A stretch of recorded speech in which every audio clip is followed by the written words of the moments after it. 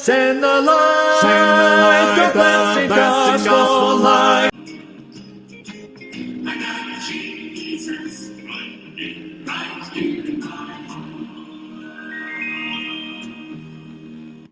Amen. Yan po ang isang magandang awitin na inawit po ng heritage singer.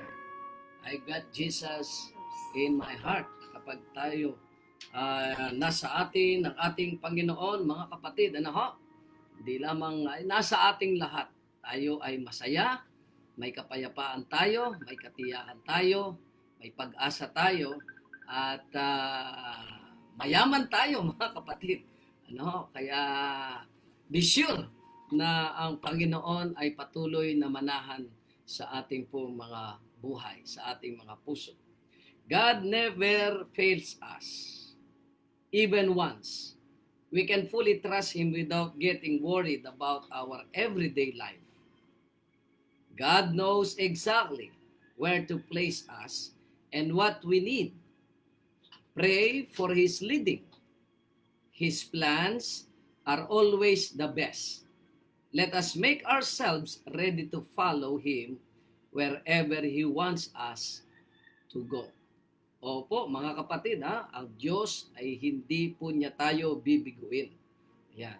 Basta tayo po ay magtiwala ng lubusan sa Kanya, wala tayong dapat ikabahala, wala tayong dapat ikatakot sa ating araw-araw na buhay. God knows exactly where to place us and what we need. So pray for His leading, mga kapatid. Hingin natin, idalangin natin ang Kanyang pangunguna sa ating buhay. At higit sa lahat, ay lubusan natin pong isurrender ang buhay natin sa Panginoon sa araw na ito, mga kapatid. Maging matuwa tayo, maging masaya tayo, at ating pong pasisimulan ang ating pong araw na ito sa pamamagitan po ng ating pong pasasalamat sa ating Panginoon. Ating pupurihin siya, ating pasasalamatan siya sapagkat tunay na napakabuti ng Panginoon sa bawat isa sa atin. Ano po? Tayo po yumuko at tayo po manalangin. Dakilang Diyos, amang banal na mapagpala po sa lahat ngayong pong umaga. Kagalakan po namin muli na kami po ay magkasama-sama bilang inyong bayan, inyong mga anak, sa kabila po na kami ay nakakalat sa buong lupain ng daigdig na ito. Ipinagkakaisa po niyo po kami sa pamamagitan ng devotional na ito, sa pamamagitan ng modernong komunikasyon. Maraming salamat po, Panginoon, sa patuloy mong pakikisama at pag-iingat sa buhay, kalakasan, kalusugan na na-enjoy po namin. At higit sa lahat, Panginoon, ang inyong pagmamahal. Muli kaming dumudulog at humihingi ng patnubay ng Santong Espiritu upang ang aming pag-aaralang mga prinsipyo at mga katotohanan ay maging bahagi po ng aming pong kabuhayan at paglago sa aming spiritual na buhay. Patawarin kami sa aming mga pagkukulang pagkakasala. Dalangin ko po nawa ang lahat po ng mga tahanan na kung saan napapakinggan ang inyong mga salita. I-bless mo po, Panginoon, ang lahat ng aming po mga kapatid, sampu na po ng kanila po mga pamilya. Salamat po ng marami, O Diyos. Pagpalain din po ang mga gadget, internet, signal, power na amin pong ginagamit, maging maayos nawa po ang lahat. Ito po ang aking samo at dalangin, alang-alang po sa pangalan ng aming Panginoong Yesus. Amen. Okay, good morning po muli mga kapatid at mga kaibigan. Ang title po ng ating pong paksa sa umagang ito ay Pagharap. Pagharap sa mga di pagkakaunawaan. Yan. Pagharap, paano po natin pakitunguan, paano natin harapin ang mga di pagkakaunawaan. Ayan, misunderstanding. Ang sabi po sa ating pong susing talata, mga kapatid, na masusumpungan sa 1 Corinto kapitulo 6, ang talata po ay 1. Kapag ang sino man sa inyo ay may reklamo laban sa isang kapatid, mga ngahas ba siyang magsakdal sa harapan ng mga masasama at hindi sa harapan ng mga banal. Anong ibig sabihin ni Apostol Pablo dito, mga kapatid? Maging sa kanya pong kapanahunan, ang mga unang mga mananampalataya o mga mananampalataya sa lugar ng Korinto ay nakakaranas po sila, mga kapatid, sa kanila pong kalagitnaan bilang kongregasyon, bilang iglesia, ng hindi po pagkakaunawaan.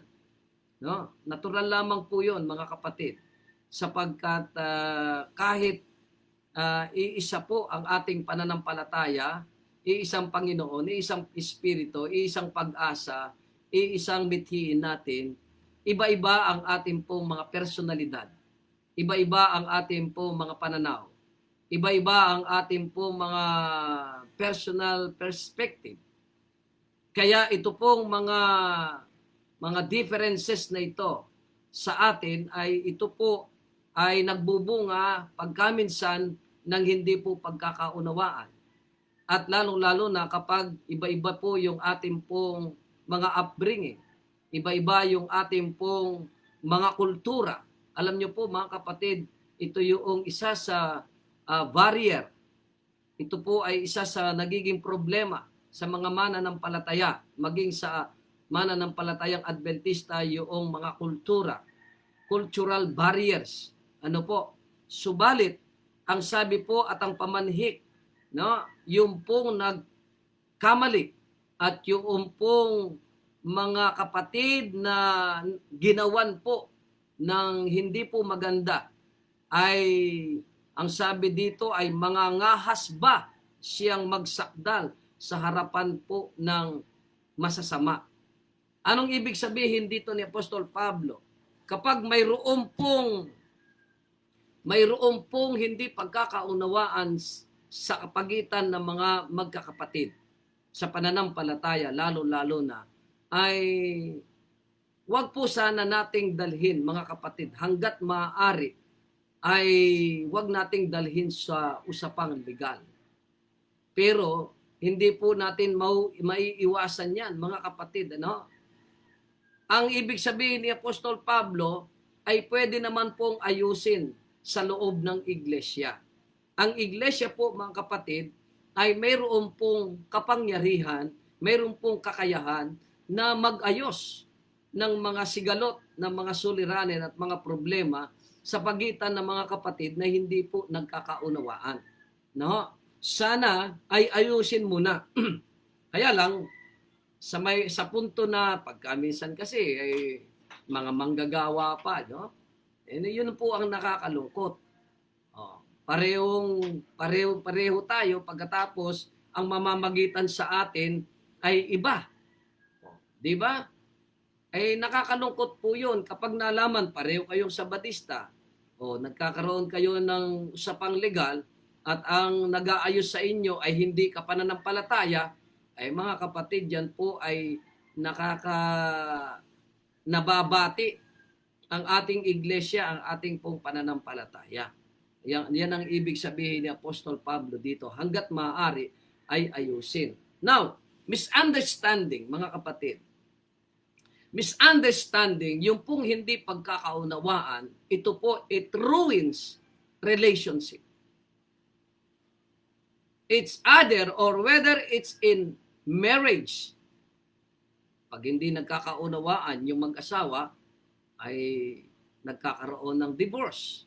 At pagkatapos yan ay dumarating po sa punto na legal matters. Yan. Dahil sa tinatawag na misunderstanding o kaya naman po yung tinatawag na friendship o pagkakaibigan o yung sa business partnership. Kapag hindi nagkakaunawaan na yung mga nangunguna sa business, ayan, nagkakaroon po ng nagiging it ruins relationship. Associations, yung ating pong neighbors, yung ating pong mga kapitbahay, kapag hindi po nagkakaroon ng pagkakaunawaan, ay binabakuran yung kanilang mga solar na tinataas po yung mga bakod. Ganyan po yan mga kapatid. O kaya naman yung it ruins relationship in our congregation. Yan po ang nakakalungkot. Kaya po yung mga misunderstanding sa ating po mga congregations, yung ibang mga kapatid, pansinin po ninyo, kapag yung mga kapatid ay dumadalaw sa mga iglesia, yung malimit na umaalis sa kanilang iglesia na kung saan sila member, ay may problema po yan mga kapatid. Usually may problema yan. It cause a lot of damage. It cause a lot of damage. Yan po mga kapatid, no? Hindi lamang po both, no? Doon po sa nagkasala at doon po sa nagawan ng pagkakamali at maging ang iglesia ay nadadawit po dyan. Siyempre mga kapatid, at ganun din po ang community. Nararamdaman po ng community yan. Pati na po yung ating po mga family. Naapektuhan po dyan. So narito po mga kapatid, bago tayo tutungo dito sa ating nag-research ako na 5 steps to handle misunderstanding. 5 paraan kung paano natin i-handle po yung hindi po pagkakaunawaan. May proseso po yan. Dapat po dumaan sa tinatawag na process o yung pamamaraan upang isaayos ang hindi po pagkakaunawaan. Number 1 mga kapatid, ay ask for permission to discuss the situation. Anong ibig sabihin po? Dapat mapag-usapan po ito. Ayan, kausapin na masinsinan kung gusto po. Kung gusto. Pero alam nyo mga kapatid, pagka minsan kapag medyo masama pa yung kalooban ng isang kapatid, ay ayaw po makipag-usap muna. Hinihintay muna yung maghihilom yung mga sugat, mga kapatid, bago mag-usap. Kaya nga dito, ito pong unang step na ito ay humingi ng permission o kaya makipag-usap doon sa parte na kung saan ay nakagawa. Ito pong puntong ito mga kapatid ay kung sino po yung nasaktan, siya ang lalapit doon sa nanakit. Ang nangyayari mga kapatid ay ako nang sinaktan, ako pang lalapit, ako pang makipag-ayos. Dapat siya ang makipag-ayos. Biblically speaking, mga kapatid, biblically speaking, at ganun din po ang payo ng Spirit of Prophecy sa Testimonies for the Church, Volume 7, page 261. Ganito po ang sinasabi sa atin. Ang pakikipag-usap na mag-isa. Ang sabi po sa Mateo Kapitulo 18, yan po ang sabi sa atin na kausapin mo yung kapatid kapag siya ay nakagawa ng pagkakamali at ikaw ay nasaktan at nagdamdam. Ang pakikipag-usap na mag-isa ay may espiritu ni Kristo. Sa taong may kasalanan ay madalas na nag-aalis ng problema. Ayan, usually mga kapatid, ay wala naman pong ito po yung pinakamabisang paraan para may saayos yung kausapin mo ng personal. At sa pakikipag-usap natin ng personal, pangalawa, ang sabi dito, take note mga kapatid, at observe natin ang bagay na ito. Pumunta sa nagkamali, kapag yung pumunta ka, halimbawa, makikipag-ayos ka, na may pusong puno ng pagmamahal at simpatya ni Kristo. Be sure mga kapatid, kung pupunta ka ay hindi po nag-aalab sa galit yung iyong damdamin. Yung umuusok ka. Ay kapag ganun ang iyong damdamin at ang iyong pakikitungo, mga kapatid, ay doon pa lamang sa gate na yung pupuntahan, abay, hindi na kayo baka hindi ka papasukin. Kaya ang sabi dito mga kapatid, ay pumunta ka sa nagkamali na may pusong puno ng pagmamahal at simpatsya ni Kristo. Alamayan mo muna, kapatid, yung damdamin mo, yung isipan mo. Pangatlo, sabi niya dito, hangarin.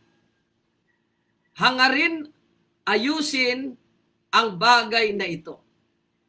Ang pagpunta mo sa Kanya, ang pakikipag-usap mo sa Kanya, ay hindi po yung ipakita mo, no? Mga kapatid, kung minsan kasi na nagiging one-sided lang tayo. Dapat ang approach dito ay win-win solution. Ano ho? Ang sabi dito ay hangaring ayusin ang bagay na ito. Ayan. Makipagkatuwiranan sa kanya ng mainahon at tahimik. Piliin yung mga salita. At ang yung damdamin talagang nakakontrol ka, mga kapatid. Ano? Panglima, huwag hayaang makalabas sa iyong mga labi ang mga masasakit na salita. Sabi ng aking secretary dito. Oh. Kapag hindi po nangyari ito, ay wala. Yung iyong hangarin na ayusin, hindi po magkakaroon ng katuparan. Huwag hayaang makalabas sa iyong mga labi ang mga masasakit na salita. Iwasan yung pagmumura. Iwasan yung, kasi alam mo nyo po, kapag nasaktan muli yung kapag nagkamali na at nasaktan, sa halip na tatanggapin yung pagkakamali, ay magre-revenge po yan, gaganti po yan. Hindi kayo magkasalubong. No? Magsalita sa paraang mamamanhik sa kanya mas mahusay na paghuhusga. Parang mamamanhik, makikiusap ka pa. Ay, ikaw na sinaktan, ikaw pa makikiusap. Kapatid. Yun ang biblical prinsipyo. Ang Panginoon, nang magkamali si Adan at Eva, ay nagtatanong ang Panginoon Akala nila Adan at Eva hindi alam ng Panginoon. Pero yung approach ng Panginoon sa kanila ay mayroong pamamanhik upang lumapit. Kaya yun po mga kapatid, number 1, ask permission to discuss the situation. Number 2, ask question and really listen to the answer. Kung minsan napakasimple lamang mga kapatid, yung pong pinagmumulan ng hindi pagkakaunawaan. Salita lang. O kaya naman, yung natingnan lang, nasulyapan lang ng ganon. Nasulyapan lang ganon, pagkatapos ngumiti.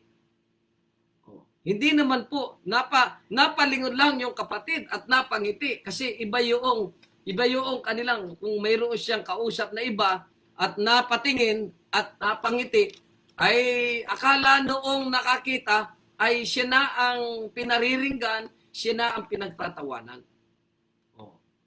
Ito pong natingnan na ganoon ay nag-alab sa galit. Nagkaroon ng misunderstanding ngayon. So sa pag-aayos, ask question and really listen to the answer. Ibig sabihin, ugatin. Ang lahat na po ng mga misunderstanding na ito ay mayroon pong pinagmulan. Ano pa ang pinagmulan? Kung minsan yun nga po, hindi lang nabati, hindi lang nakamayan, nakapagsalita lang nakapagbiro lang. Napakasimple. Maging sa mga mag-asawa, mga kapatid, hindi lang nalagay yung takip ng toothpaste, nagalit na, nagmukmuk na. Hindi lang naisampay yung sinasampay. Iba-iba mo mga kapatid. Kaya sabi dito, ask question and really listen to the answer. Ugatin. At pakinggan, mga kapatid. Huwag yung nagsasalita pa, nagpapaliwanag, ay mayroon ka nang iniisip kung paano mo i-rebatter siya. Hindi po kayo talaga magkaunawaan, mga kapatid. Isipin at tanggapin, unawain yung sinasabi. Bago ka magsalita, huwag kang mag-isip kung paano hadlangan, harangan. Kung minsan nga, nagsasalita pa, hinaharangan. Kung minsan, ayun po yung pagsasaayos natin na ginagawa, no? Ay gumagawa muna tayo ng mga rules. Kapag nagsasalita yung isa, huwag kang sabat ng sabat. Isang rules po yan. Kasi kapag yung nagsalita ng bawat isa sabay, ay, mga kapatid, ay hindi po mag-aayos po yan. No? Number 3, find the source. Find the source of conflict and misunderstanding and correct it. Number 4, check that misunderstanding or check that understanding has been reached and the emotions dealt with. Alam niyo mga kapatid, matindi ang nagagawa ng hindi pagkakaunawaan sa ating pong mga damdamin, sa ating pong mga emotions. Ito po yung una naapektuhan sa atin, yung ating pong damdamin, yung emotion po natin. Kaya nga, kapag na-check na po natin at naunawaan natin, nalaman natin ang ugat, mga kapatid, no? Ay kalamayan na po natin yung ating damdamin. And then, panglima, confirm that this understanding is now in place. So, ibig sabihin, kapag po naunawaan na po ang lahat, no, yun pala ay ganun lang pala kasimple, pero ang naging bunga nito ay talagang halos na pati na po yung mga pamilya ay nagkakaroon na po ng hindi pagkakaunawaan, mga kapatid. Kapag ito po ay nailagay na po at naisaayos na, mga kapatid, ang sabi dito, solve and move forward. Mag-move on na po. Huwag na pong uulit-ulitin po yun. Mga kapatid, yung mga nakalipas, kapag nagpatawaran na, huwag na pong dalhin pa sa kapitbahay. Huwag na pong dalhin po ninyo sa inyong kumare at kumpare o sa inyong mga kamag-anakan. Tuldukan na po natin. Kasi kapag hindi pa po natin tinuldukan yon at inyo po ay kinukwento niya pa po sa iba, ang ibig sabihin ay hindi pa po maayos. So, nakakalungkot mga kapatid. Kaya nga't ang sabi po dito, dalhin sa inyong kapatid ang lunas na magpapagaling sa sakit ng walang kasiyahan. Gawin ang inyong bahagi upang tulungan siya para sa kapayapaan at pagkakaisa ng iglesia. Ang unang nadadawi po dito na po ay na ang iglesia po, ang pananampalataya po natin. Bakit? Ang mangyayari po ay hindi na po dadalo yan. Isang pamilya po yan, hindi na dadalo yan. Kung elder po yan, kung officer po yan, kung superintendent po yan, at pagkatapos yung anak ay AY leader, di halos mawasak ang iglesia, mga kapatid. Huwag. Tanggapin ang isang pribilehiyo, pati na rin isang tungkulin na gawin ito. Kung maririnig ka rin niya, ay nakamit mo siya bilang isang kaibigan. Kapag sa ayos po, mga kapatid, no? Yung ikaw pa lang, huwag ka muna magsama. Ang sabi sa Mateo, ikaw pa lang. Kapag nawin mo ito, mga kapatid, ay kapag nagtagumpay kayo dito, ay alam nyo po, lalo kayong maging close sa isa't isa. Opo. Pero, ang sabi dito, kaya nga't ang lahat ng langit ay interesado sa pakikipanayam sa pagitan ng isang nasaktan at ng isang nagkamali. Opo, ang ating Panginoon, ang buong kalangitan ay interesado sa pakikipanayam na ito sa pagitan ng nagkamali at offending at na-offend nating kapatid. Habang tinatanggap ng nagkamali ang pagsaway na inialok sa pag-ibig ni Kristo, at kinikilala ang kanyang mali, humihingi ng kapatawaran sa Diyos at mula sa kanyang kapatid, ang liwanag ng langit ay pumupuno sa kanyang puso. Kita nyo? Kaya kapag naisaayos ito, una magkaroon po ng kapayapaan sa isa't isa. May ibsan, parang nabudutan ka ng tinik. Makakatulog ka na ng mahimbing. Makakakain ka na. Magkaroon ka na ng kapayapaan. Hindi ka na may stress. No? Napakasimple po, pero minsan mahirap pong gawin. Ano pa? Ang sabi po dito, natapos ang pagtatalo, ang pagkakaibigan at kumpiyansa ay naibalik. Yan po ang ibubunga naman. Yung kumpiyansa at pagkakaibigan ay maibabalik. Ang langis ng pag-ibig ng nag-alis ng sakit na sanhi ng pagkakamali, ang Espiritu ng Diyos ay nagbubuklod ng puso sa puso at may musika sa langit sa ibabaw ng pagkakaisang naganap. Sa mag-asawa, kapag naayos po yan, kaya dumarami po yung mga baby po nila. Nagiging close muli ang mag-asawa. Ayan. Mayroong tanungin po ninyo si Pastor Nick Francisco. Mayroon pong sikretong sasabihin sa inyo kapag ang mag-asawa ay hindi o mayroong hindi pagkakaunawaan. Mayroong napakagandang sikreto na sasabihin si Pastor Francisco. Ayan. So i-refer ko po kayo sa kanya sa mga mag-asawa. Ayan. At sa pag-aalay ng nagkakaisang Kristiyanong pagsasamahan ng panalangin sa Diyos at ng pangako sa kanilang sarili na makitungo ng makatarungan, kalugdan ang awa at lumakad ng magpapakumbaba sa Diyos. Malaking pagpapala ang darating sa kanila. Mga kapatid, ito po ang isa pang paraan, bago po mag-usap at pagkatapos mag-usap, manalangin po. Manalangin, hingin ang gabay ng ating Panginoon. At kapag nasa ayos po yan, ay sabi, ang malaking pagpapala ay darating sa kanila. Kita nyo? Pero kapag po yung hindi po naayos, malaking pagpapala ang nawawala. Kung nagkamali sila sa iba, ay ipinagpapatuloy nila ang gawain ng pagsisisi, pagtatapat at pagpapanumbalik na ganap na itinakda upang gumawa ng mabuti sa isa't isa. Ito ang katuparan ng kautusan ni Kristo. Pero kapag po mga kapatid, may pasubali po dito, isa pong quotation dito na kapag hindi po naging successful yung pagharap po, halimbawa ako, dinapitan ko ang isang kapatid, at sinabi ko yung pagkakamali at yung aming hindi pagkakaunawaan.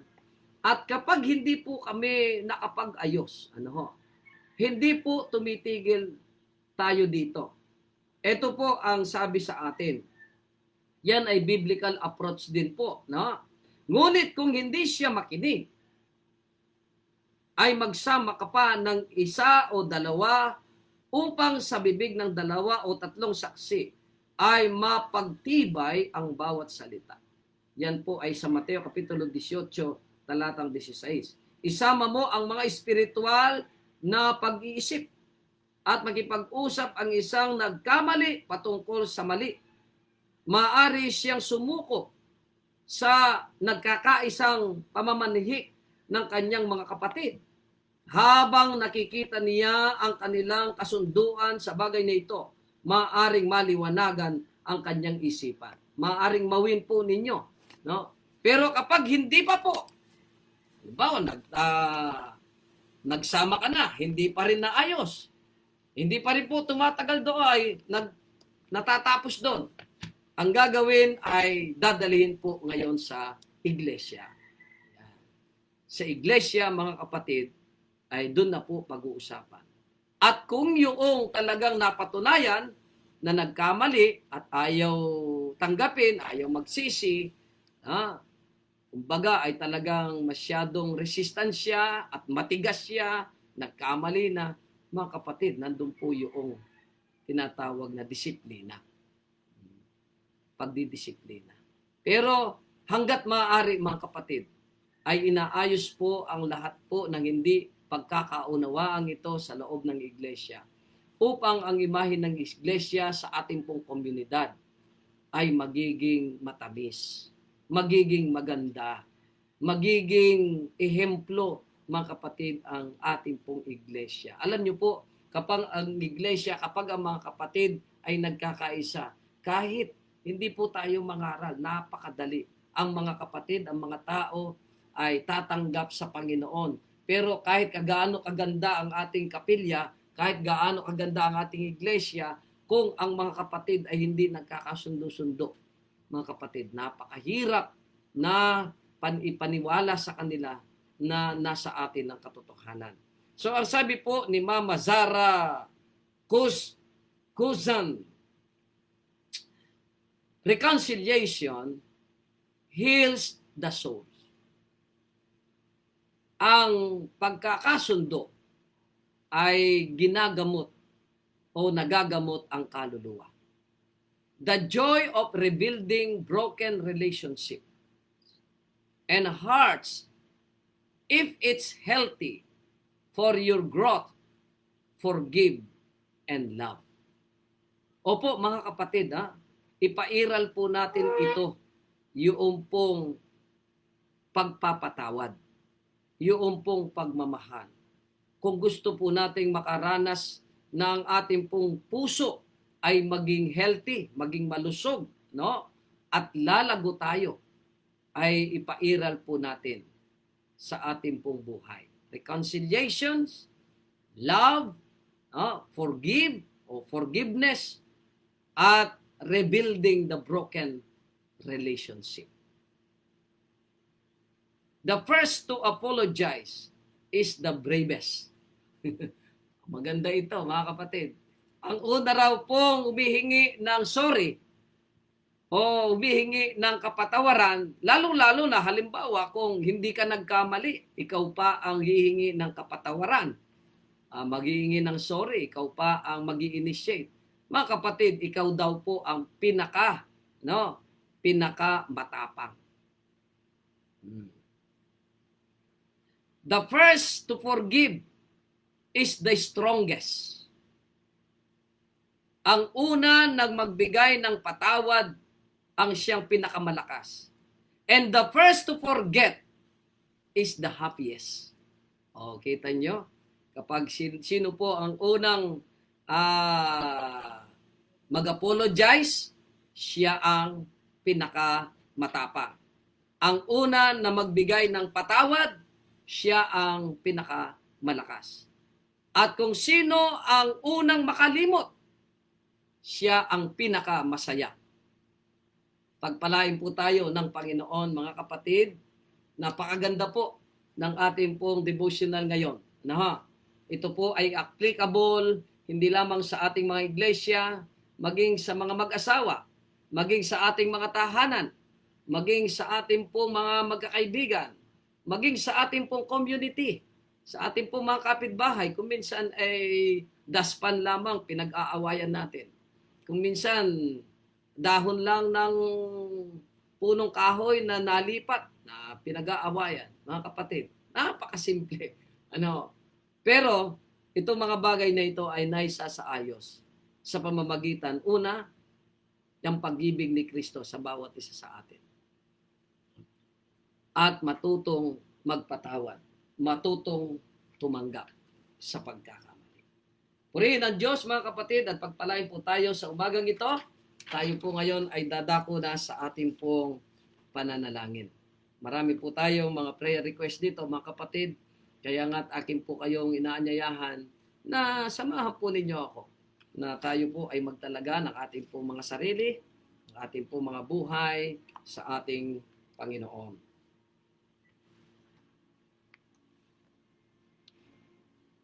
Dakilang Diyos, amang banal na mapagpala po sa lahat. Salamat po, Panginoon, sa pinagkaloob niyo po sa amin ng halimbawa ng reconciliation na inyo pong ginawa nang ang tao ay magkasala, lumabag. Nasaktan kayo, Panginoon. Subalit ikaw ang nag-initiate upang ang tao ay may sauli. Ikaw na po ang sinaktan, Panginoon. Subalit ikaw pa po ang gumawa ng paraan upang makapanumbalik. Ang ganitong estilo, ang ganitong paraan, Panginoon, sana'y ipahintulot mo na ito rin ay maranasan po namin. Kung nagkakaroon po ng pagkakamali, hindi pagkakaunawaan sa aming tahanan, sa mag-asawa, sa mga magkakaibigan, sa magkakapatid, sa iglesia, ganon din sa aming komunidad. Tulungan po kami, Panginoon, na kami kasangkapan ninyong tagapag-ayos ng hindi pagkakaunawaan. At maiwasan po namin na kami po ang mga tao inaayos. Tulungan kami, Panginoon, na kami po ay maging mapagpayapa.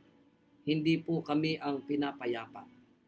Tulungan kami, Panginoon, na huwag kaming pagmumulan ng mga problema. Tulungan kami, Panginoon, na maisaayos namin una ang aming pong mga sarili at ang aming mga buhay. Pagpalain mo po, Panginoon, ang salita mong ito, ang mga prinsipyong ito at mga katotohanan ito, na lalo pa kaming maging mabuting miyembro ng inyong iglesia at mabuting miyembro ng aming komunidad upang kami po, Panginoon, ay maging kalugod-lugod sa inyong banal na harapan, maging katuwaan kami sa mga taong amin pong makakasalamuha.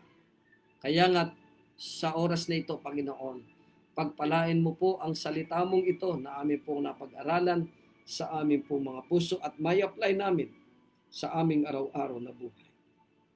Din po ang iba na po naming mga kapatid na sa ngayon ay nakakaranas ng problema ng paglagnat at sipon dulot ng COVID. Panginoon, kaawaan mo po ang bawat isa. Tulungan mo po kami, Panginoon. Maawa po kayo sa amin. Ang pagpalain din po ang amin po mga kapatid na nasa ibang lugar. Panginoon, na iba-iba po ang mga kalamidad na nangyayari po sa aming pong kapanahunan. Ang lahat ng ito, Panginoon, ay nagsisilbing paalaala sa amin na ang pagdating ng aming Panginoon tunay na napakalapit at napakalapit na. Tulungan kami magtiwala ng lubusan sa inyo. At ngayong umaga, O Diyos, itinatalaga po namin muli ang aming po mga buhay sa iyo. Sa lahat po ng aming gagawin, naway patnubayan, pagpalain kami, magawa namin ng lahat ayon sa iyong banal na kalooban sa lugar na kung saan kami pupunta, kung kami man po ay lalabas sa aming mga tahanan, protektahan po ninyo kami, sugunin ninyo ang inyong mga piling angeles upang kami patuloy na bantayan, upang maiwasan namin ang iba't ibang klaseng sakit sa aming kapanahunan, maging ligtas kami sa iyo pong mapagpalang kamay. Pagpalain din po ang aming mga kapatid sa kanilang lugar ay sumapit ang gabing pagtulog. Ingatan mo po sila, sapat na kapahingahan ang ipagkaloob sa kanila. At kung ilan sa kanila ay tutungo sa kanilang mga gawain, Panginoon, gabayan mo po at ingatan. O Diyos, maraming salamat po sapagkat sa inyong walang sawang pakikinig at pagtugon sa aming mga panalangin, sapagkat ikaw, O Diyos, ang makapangyarihang Diyos. Ikaw ang aming pinagtitiwalaan. Sa inyo namin inalalaga ang aming buhay sapagkat ikaw, O Panginoon, tunay at mapapanghawakan ang inyo pong mga salita, ang inyo pong mga pangako sa amin. Maraming salamat. Purihin ang iyong banal na pangalan sa umagang ito. Ito po ang aking samot dalangin na lang alang po sa pangalan ng aming Panginoong Yesus. Amen.